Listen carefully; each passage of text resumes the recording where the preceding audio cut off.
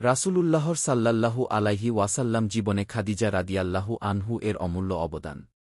খাদিজা রাদিয়াল্লাহু আনহু ছিলেন রাসূলুল্লাহ সাল্লাল্লাহু আলাইহি ওয়াসাল্লাম এর প্রথম স্ত্রী এবং ইসলামের প্রথম নারী যিনি ঈমান গ্রহণ করেছিলেন। তিনি রাসূলুল্লাহকে সাল্লাল্লাহু আলাইহি ওয়াসাল্লাম সমর্থন দানকারী প্রথম ব্যক্তি। রাসূলুল্লাহ সাল্লাল্লাহু আলাইহি ওয়াসাল্লাম এর জীবনে খাদিজার ভূমিকা ছিল অতুলনীয়।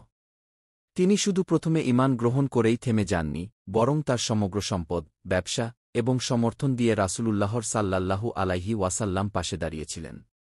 আয়েশা রাদিয়াল্লাহু আনহু একবার বর্ণনা করেছিলেন, রাসূলুল্লাহ সাল্লাল্লাহু আলাইহি ওয়াসাল্লাম তাকে বলেছিলেন, আল্লাহ তায়ালা খাদিজার চেয়ে উত্তম কোনো বিকল্প তাকে দেননি।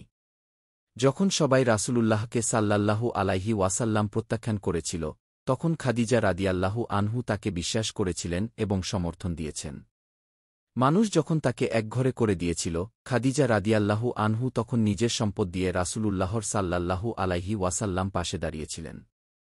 খাদিজা রাদিয়াল্লাহু আনহু শুধুমাত্র অর্থনৈতিকভাবে রাসূলুল্লাহকে সাল্লাল্লাহু আলাইহি ওয়াসাল্লাম সাহায্য করেননি, তিনি তার জীবনের প্রতিটি ক্ষেত্রে তাকে সহায়তা করেছিলেন।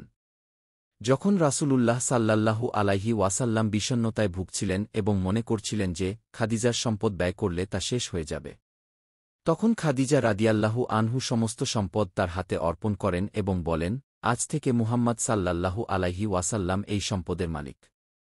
খাদিজা রাদিয়াল্লাহু আনহু এর এই ত্যাগ এবং সমর্থন ইসলামের ইতিহাসে অনন্য। রাসূলুল্লাহ সাল্লাল্লাহু আলাইহি ওয়াসাল্লাম বলেন, আল্লাহ তায়ালা তাকে খাদিজার চেয়ে উত্তম কোনো বিকল্প দেননি। খাদিজা রাদিয়াল্লাহু আনহু ইসলামের প্রথম নারী, যিনি ঈমান, দান সাদাকা এবং নামাজ আদায়ে ছিলেন প্রথম।